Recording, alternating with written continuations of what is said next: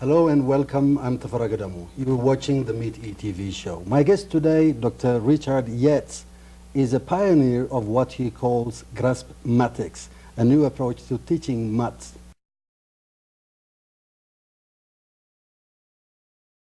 For example, I was surprised when I was learning Amharic that originally you didn't have a zero, but now you start using the zero, right?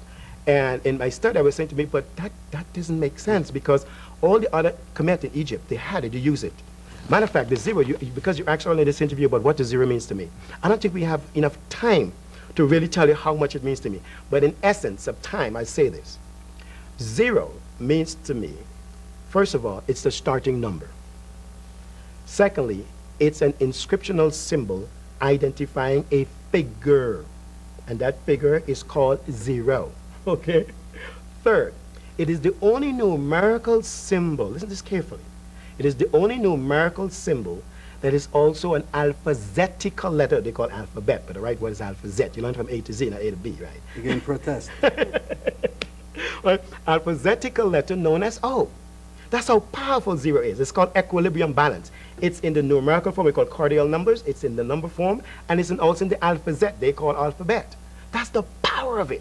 So you're telling me that Africans or people of African descent have been robbed of their zeros by Western colonizers? Not only African of the diaspora, yes, but even Africans too, who gave up their perceptional way of thinking and adopting a European concept of things. You have to remember this, listen to this carefully.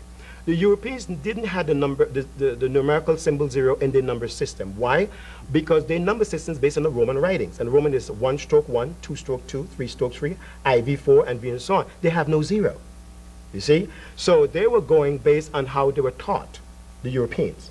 It was the Arab mathematician who from Iran who introduced the zero to an elite group of the Italians, right, scholars, and trying to let them comprehend that the value of zero, that zero has a value, and that zero is very important. So when he illustrated to them, he said, okay, this is how you see zero. He filled a cup with water, and he says, okay, the cup is now full. He emptied the cup dry, he says, now the cup is empty, that is zero. It is called zero water in the cup. It's empty. Beautiful illustration, right? So here when the elite group of the Italian mathematicians says, there's nothing in the cup. Zero means nothing. But the preposterous thing about that is this. You see, the elite group of Italian so-called scholars said there's nothing in the cup because they conceptualized what the Islamic mathematician was trying to teach them. You cannot say there's nothing in the cup. The cup is full of molecules. The cup is full of space. And you have the cup. You don't have nothing. What you have is zero water. So from that particular point, the Europeans start teaching that zero is nothing. But yet, they can tell you zero means something in the number 10, in the number they call it, in the number 20, in the number... Listen. How can, I mean, using your own interpretation of math, how can you compute those complex mathematical problems your own way?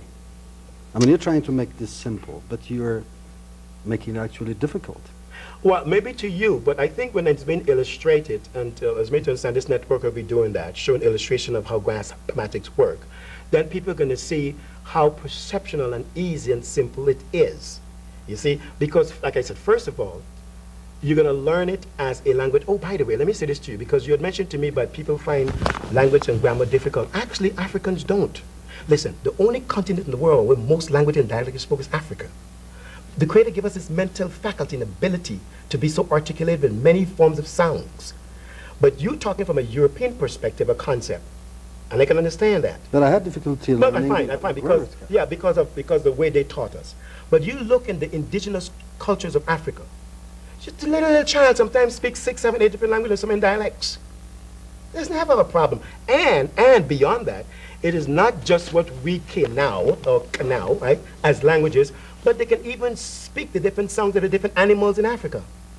Now that's the ability of the BLAK. But a child from the Western world would, provided given the opportunity to live in Yes. in this environment, Yes. you would be able to pick up, he or she would be able to pick up as many languages as an African word. Yes, but the point is simply this, is that in most indigenous African culture, language is not a hindrance, it's not a difficulty. It's a normal way of life, and I'm proud of that. How many languages do you speak? I've been educated in 6. I'm still learning more, and I'm so happy me in America. Look, I'm sorry, in Ethiopia, as Bezia. Let me tell you this. I had the opportunity of learning the language through the school system in America, and I said, forget it. I don't want to learn to speak Amarania with an American accent or with American concept of it. No, I have to be among the people. And you see, language is not just sound. It is just body language. It's all that is part of it. So is the math, by the way. So is the math, by the way. Interesting.